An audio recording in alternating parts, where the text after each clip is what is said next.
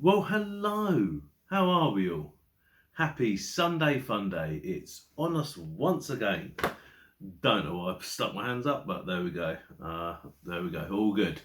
So I hope you've had a wonderful week. So this week I have subscribed to Apple and Apple Plus Television, and I just want to give you a little bit of feedback on that as a start. Masters of the Air. So I'm always a big fan of Band of Brothers and the Pacific. So I was very excited and eager to watch Masters of the Air. Is it any good, in my humble and honest opinion? Well, when you consider the fact that, with the exception of the first episode, which I watched on a free trial, I watched the rest of the entire series in one sitting. Yes. So proper binging TV there. Yes. So it's fantastic. I was gripped, hooked, addicted. Yes. I just couldn't tear myself away. I ended up going to bed about 3 in the morning, I think. So a little bit naughty, but every now and then, why not? So yes, Masters of the Air gets a thorough thumbs up and a recommendation from me.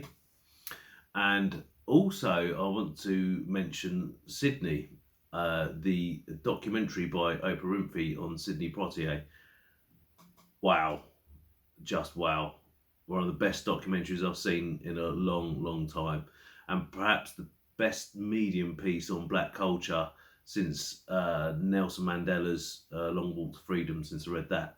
It really was an eye opener, and I would suggest that you immediately watch that. It would be great Sunday afternoon viewing, actually. Yeah, so watch it today. So yes, I just wanted to pass on those couple of recommendations for you, and let's get into today's writing tip. So today's writing tip, I've completely forgotten what I was going to call it. Repeating the scene. That's it. Now, I've spoken a little bit before uh, about well, puking on the page. As they say, write drunk, edit sober. What that means is, don't worry about what you're writing, just write it. Now, I'm obviously a big fan of that, so I just write it. I'm personally, I'm not even interested in typos. Okay, I'm just writing. I'm just getting those words out. Now, my mind often loops, and I've now found out that that's part of my neurodiversity, which is why I listen to the same song a lot, and why half of London will probably know the Cody Jinks lyrics because I'm always singing them. But I think that's also true in my writing, I've noticed, because I'll find myself often repeating scenes as I go. And I was working on short stories, as I said last week, so I just thought this was a nice kind of tie-in. And I was writing a scene, and I was like, I've written this before. I said this earlier. So I think this is more pertaining to character as to plot points. Obviously, I don't repeat plot points necessarily. I mean, that's just stupid. It's not like that. It's more character. So I might have a conversation exploring some emotions of the character, but then I'll do the same again later on. Didn't I say that earlier? Didn't he convey that to his wife earlier on? And then I find myself doing that. So I actually just want to say to you, don't worry about that. And almost if you are naturally doing that, I wouldn't worry about it at all. I would almost encourage it. Don't do it on purpose, but if it happens, great. Because the one thing that I get out of it is a slight difference. There's a slight difference in the way I've written it. So I went back to the earlier scene. I knew that I'd written this scene before. He'd conveyed this thing to his wife. So I went there and I got it. And then I looked at the second time I'd said it, and there was a brilliant line.